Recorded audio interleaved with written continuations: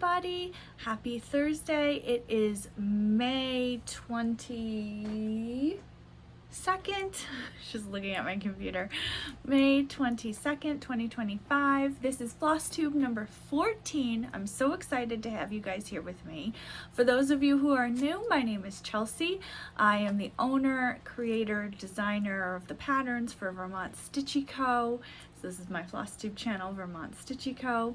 Those of you who are returning, I'm so happy to have you guys back. I really appreciate it. You know, every time you guys watch, it just encourages me to continue to make my videos and to make my patterns, and so I really appreciate it. So I wanted to first say thank you so much for sticking with me through this change of schedule that I have for videoing. Like I've said, it may be in other videos, but if you're new, you might not know. I work at a university. I'm lucky enough to work from home, and I have been since 2017. And so that means that there are certain terms that are more busy and have more students than other terms. So when I first started my YouTube channel in the beginning of the year of 2025, it was one of those in-between terms. So winter and summer have less students, which means it's not as busy, so I can do more things in terms of I can cross stitch while I'm grading and while I'm doing other things, because there's less stuff to grade during those in-between terms. But right now we're in a spring term, so spring and fall are those more traditional peak times of the school year, so that means it's more busy. So right now we've got quite a large number of students for the classroom. We have multiple sections with what I do, and so that means grading is more. It takes all day sometimes to grade. So this past week we had an assignment due, and so up until yesterday it was busy from, I work 6 a.m. to 2 p.m. and so the whole time I was busy grading, constantly barely leaving my computer in order to make the requirement deadline. So by the end of my shift, or my day technically is at 2 p.m., but it's an 8-hour shift, I'm dead tired, and so I take a nap and just to try to recharge. I don't want to look at screens. I just kind of want to sit in silence and just not do anything. So that includes very little cross stitching in that time. So I actually didn't finish the cross stitch pattern that I had been working on for the past few weeks because it has been so busy. But I really appreciate your patience with this new schedule, and then I hope that in the summertime there might be less students. I mean, who knows? It's a crapshoot anyways. Like sometimes there are more and sometimes there are less. But if there are less students next term, that means I'll have more time during the weekday. Instead of, you know, sitting with Netflix in the background, I can cross stitch. And so maybe I'll have more time, and maybe I'll be able to make videos on a weekly basis rather than every other week or every 2 weeks. So yeah, we'll see how that goes. But again, I would just want to say I really appreciate you guys for sticking with me. It means a lot. So thank you so much. I have a few things I want to update you on. We did get, I don't know if you watched since the beginning, but if you've watched since the beginning, one of my earliest videos, you know, when I was really new to filming myself and talking to nobody, it's very awkward sometimes, but because I'm an introvert, I don't talk to a lot of people, and so doing this kind of thing, I would get real sweaty, and those early videos are not good. But in one of those early videos, I was downstairs in the living room on one of the quiet days when my neighbor's dog wasn't howling for hours at a time because he misses his owner. It was really dark, and I was explaining, oh, you know, we're gonna get a new window, hopefully. We did. We finally got a new window. I bought the window a few weeks ago from Home Depot, and this is not a plug for Home Depot, I'm just saying that's where I bought it. And my stepdad and his friend installed a really nice window into the living room. So now we have a slider and then a little bit of space and then a new window, and it's 32 inches wide, 54 inches tall, and it's one of the ones that go up and down. Now I have to preface that, and I have to say that because all of the windows in this condo building open sideways. Like I have a motor thing and it opens sideways, so that makes it difficult to put in traditional AC units because the windows are at an angle rather than up and down.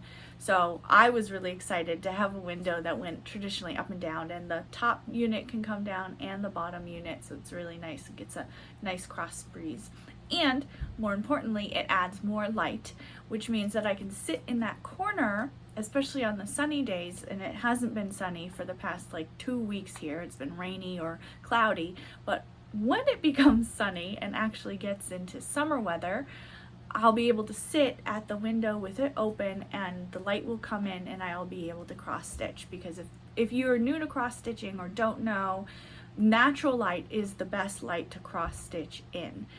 Even if you have to have readers or magnifying glass, natural light is still the best way to view your cross stitch.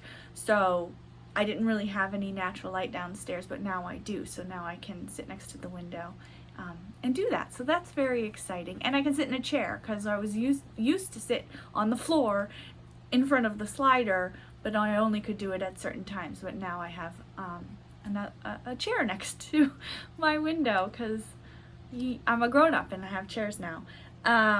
So that happened, and then that was last Wednesday, and then the next day or a few days after that, I got a really bad case of vertigo.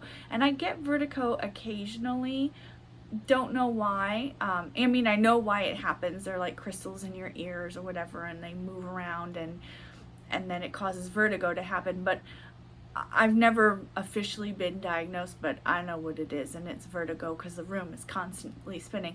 But I've never had vertigo to the point where I want to vomit. I do get motion sickness. I have to be the one driving, or else 15 minutes and I'm throwing up. So the room was spinning, and normally you can lay your head a certain way. If you lay on the flat ground, at least for me, you lay your head back and tilt it like a little to the side, and kind of like you're looking up at the ceiling but backwards. For me, that normally regulates the vertigo and makes my head not spin anymore, and makes my eyes not spin. I don't know, there's something about the angle and looking back and up where it resets the crystals in my ears. I don't know, but I tried that for a good 30 minutes and I just kept spinning and spinning and spinning. And I don't like to vomit. If you know me, I would rather sit on the toilet all day and be sick that way than have to vomit even once. So having the spins and that feeling of, I've never had that before from vertigo, and I don't know why it happened. I think perhaps I was sleeping wrong on my neck. I know that there are different types of vertigo out there. And one that happens occasionally and doesn't require a lot of medical intervention is one where something about the vertebrae, you sleep on it wrong, and that it limits the blood flow or something in to get to up to your head or something like that. I think it's called cervical. It starts with a C, something vertical, vertigo. So I think that's what I had, and eventually, after some time, half a day, it went away on its own. Like, I still was spinning, but the urge to vomit was less. I had to put a fan on me to cool me down, and I had to be really intentional about looking straight ahead, not looking really fast in different directions, and like moving my whole body rather than just my head to turn. And I had to, if I bent down, I had to keep my head, my chin parallel with the ground. But it worked. It went away like a day later, so that's good. So yeah, it's not really eventful things. This weekend I went to see my friends. One of them had her 3-year-old had a birthday party, which, I mean, it's a 3-year-old's birthday party, but it was a dinosaur theme. And I picked up my friend who doesn't drive and her baby, and we had a cute time. We got to talk and catch up, and that was nice. And then another friend of ours came for just about 15 minutes to hang out with us, so that was nice. Yeah, so that was a day event. And then the next day on Sunday, I went to go see another friend, drove back down into Massachusetts to go see another friend. We had brunch together. I got to see her 2 kids, so that was really nice. It was nice to catch up. Again, I'm an introvert, so it's when I can get out, it's a push. I have to really push myself to get out and do things, but when I do, I really enjoy it, so that's nice. Okay, so I'm just looking at my notes here. So we're gonna move on to haul. I just have a little bit of haul today. So a few weeks ago, my mom and a few of her friends went to Scotland just for a visit, just because they could, and she bought me back a few things. She sent a bunch of pictures of, you know, because they've got, you know, hundreds of years of history, so they had lots of, she went to castles, and, you know, that's what me and my family like to do, is go see castles and old things, because in the US we have some old stuff, but not a lot, not like 600 years old and older. So when she was there, she went to this place called Victorian Thistles, and she got me a cross-stitch kit. It's a bookmark kit. It's a counted cross-stitch design.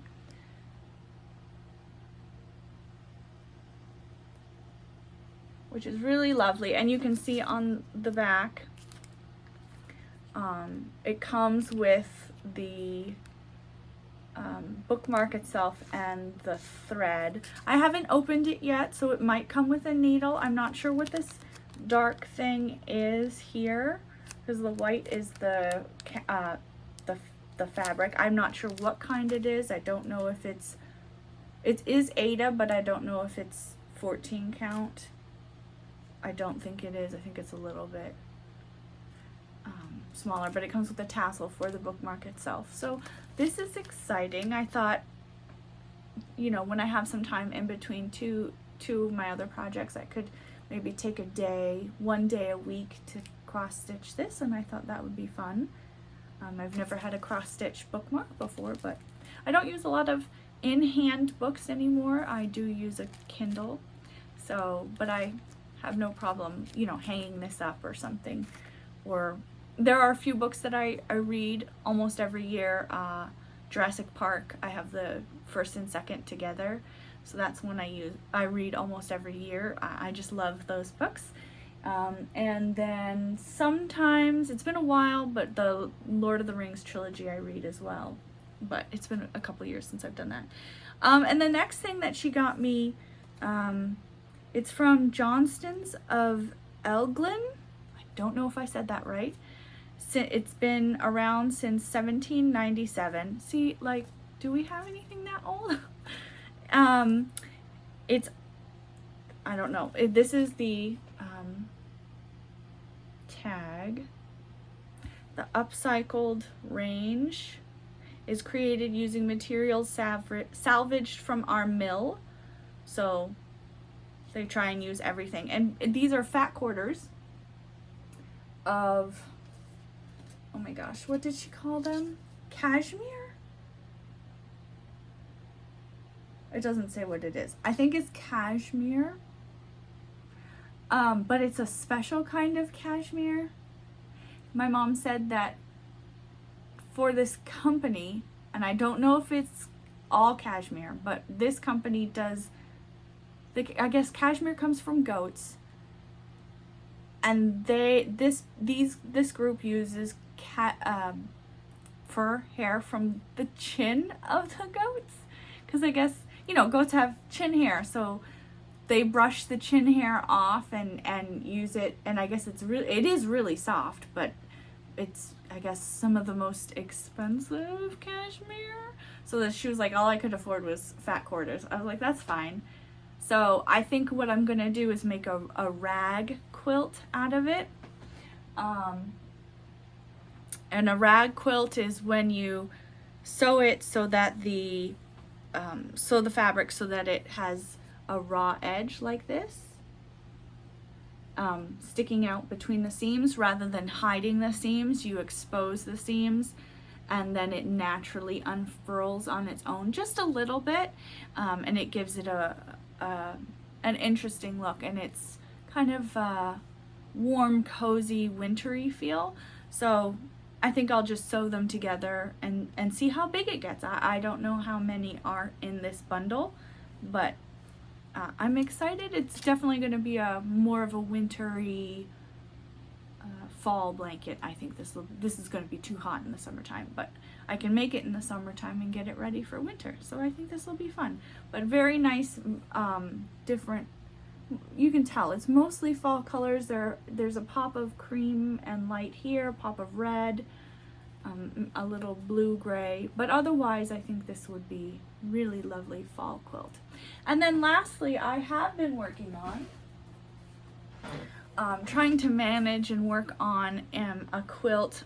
In my last video, I'm making a quilt for my neighbor's mom whose brother died. So my neighbor's uncle died, passed away, and so she gave me his t-shirts, and so I cut them up. Let's see if I can. This is just an example of one of them, but what I'm doing is called, and if you're not into quilting, please fast forward, but what I'm doing right now is called quilt as you go.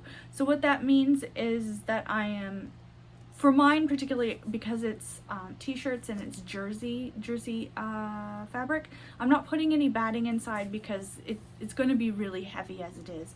So there's no batting, but I think you can see it better here. I'm sewing them together, and quilt as you go means you put the two pieces together and you do the quilting on top, and then you piece the whole quilt together as one.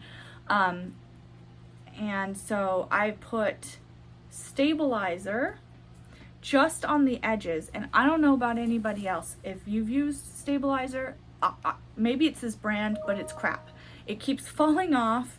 I don't know why. I use it because I need it, because it's jersey quilt and it's gonna stretch and be really frustrating if I didn't, but I mean, it keeps coming off. I don't know why. After I quilt it, like even after I've ironed it on, and I'm ironing it on the right way, I follow the directions, but for whatever reason, maybe it's not hot enough, maybe it's too hot, if the glue is not sticking, maybe it's the brand, I don't know, but it's frustrating because it's crap.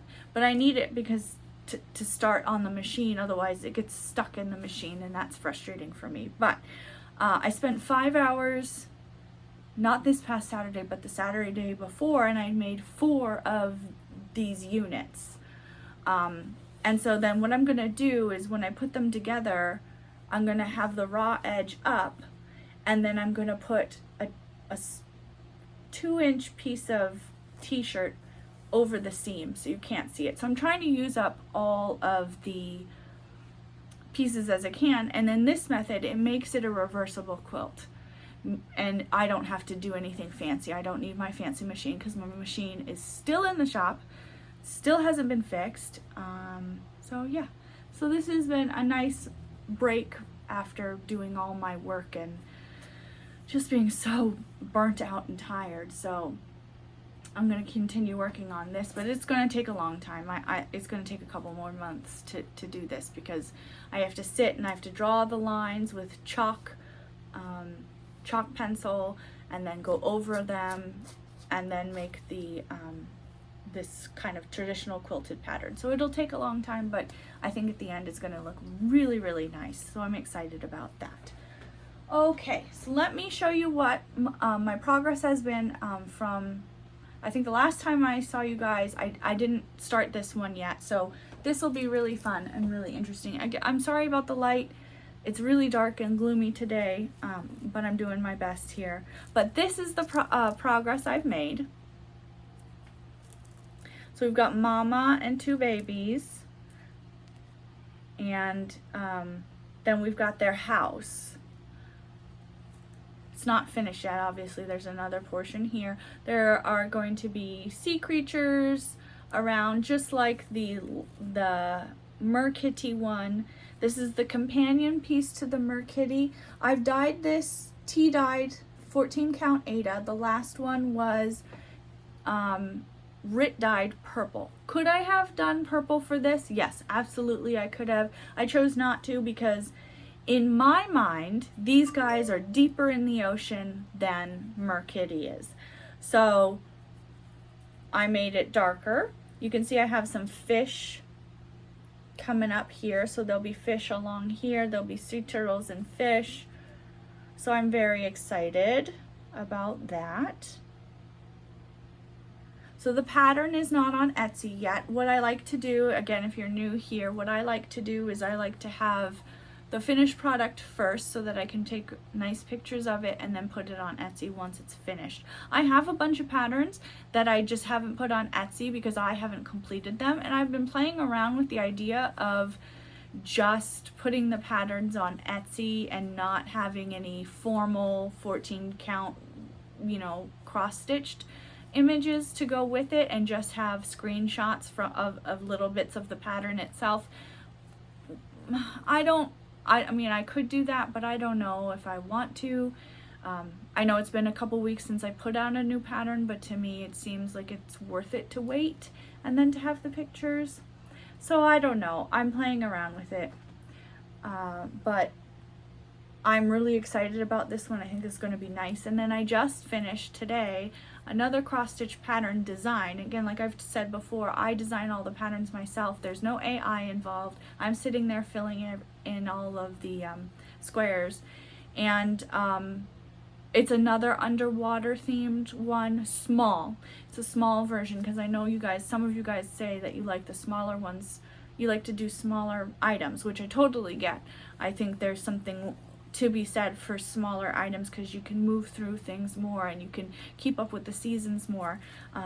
I like a bit of both. I do like testing and pushing myself with how intricate the design can get and the amount of time it takes. I think the finished product is worth it for both, but yeah, I think just doing both is absolutely lovely. So this one's one of the bigger ones that I'm going to switch to a smaller one. And then for June, I'm going to take a week in June to do Halloween in June, or Junoween is something that I've seen on Instagram. I did not make that up. It's not me, but Junoween, I'm going to do a week, maybe a little bit more, for a Halloween. I've got a Halloween doll house that I've created, and then in July is Christmas in July, so I'm going to do a week or so of a Christmas sampler pattern that I've created as well. So I will show you the progress on both of those when I get those working, and then once we hit those 2 months, I'll already have a good start on those two projects so that it'll be faster in the month of October and then again in December to finish those up and get those going. So, and be able to frame them and have them look nice. So yeah, that's all I have for today. Again, let me show you another look at these. I think these are so fun. I can't remember what these creatures are called. I'm gonna have to look it up. I'll put it in the description box below. There's a specific name for these underwater sea creatures and I can't remember. They're not real. They're not real. They're just mythical underwater sea creatures, just like the Merkitty. But yeah, I'm super excited.